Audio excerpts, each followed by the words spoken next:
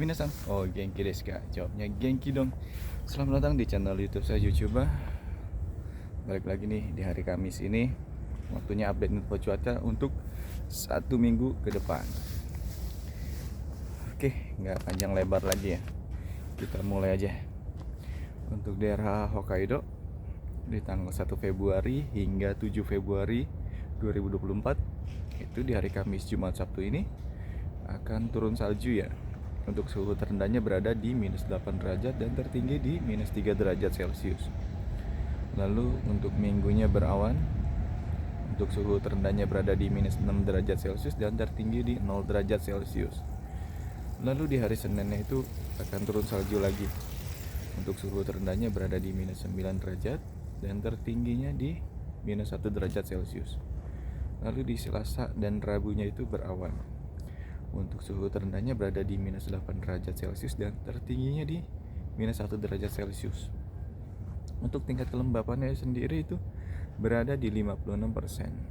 Wah, ini enak banget ya kalau liburan ke Hokkaido buat main salju. Wah, dari minggu kemarin salju turun terus ya. Jadi mantep dah buat main salju ya. Oke, nah untuk minggu ini daerah Osaka dan Kyoto itu cuacanya sama, jadi saya gabungkan ya.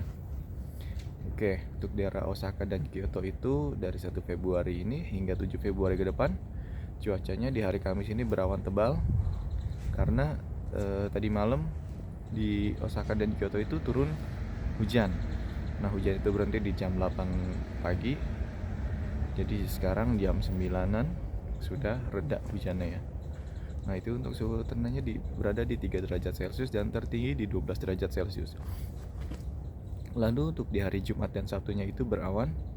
Suhu terendahnya berada di 3 derajat Celcius dan tertingginya di 10 derajat Celcius. Lalu di hari Minggu dan Seninnya itu turun hujan lagi ya.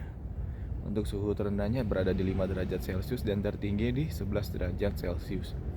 Lalu di hari Selasa dan Rabu itu berawan. Suhu terendahnya di 3 derajat Celcius dan tertingginya di 10 derajat Celcius. Untuk tingkat kelembapannya berada di 86% ya. Nah, sekarang kita beralih untuk daerah Tokyo. Tokyo di pagi hari ini suhunya berada kisaran di 4 derajat Celcius dan ini lagi cerah. Dinginnya berasa dingin sekali, tangan saya sampai kering tuh. Oke, kita lanjut aja. Di hari Kamis, Jumat, Sabtu, Minggu ini untuk daerah Tokyo dan sekitarnya itu berawan ya. Suhu terendahnya berada di 2 derajat Celcius dan tertingginya di 16 derajat Celcius. Lalu di hari Senin dan Selasanya itu kemungkinan akan turun hujan. Suhu terendah berada di 1 derajat Celcius dan tertingginya di 7 derajat Celcius. Lalu di hari Rabunya itu berawan. Untuk suhu terendahnya berada di 2 derajat Celcius dan tertingginya di 8 derajat Celcius. Nah, untuk tingkat kelembapannya berada di 59%. Nah, kayaknya nih di tahun ini Tokyo nggak kebagian salju deh. Karena biasanya kalau udah hujan gitu, udah perubahan cuaca begitu, kayaknya nggak kebagian salju. Dan untuk di beberapa tempat bunga ume itu udah mekar ya, bunga ume yang kayak bunga sakura tapi warna putih. Nah, itu udah mulai mekar beberapa tempat. Nanti ya saya akan explore lagi di bunga ume ya, yang mirip kayak bunga sakura itu tapi warna putih.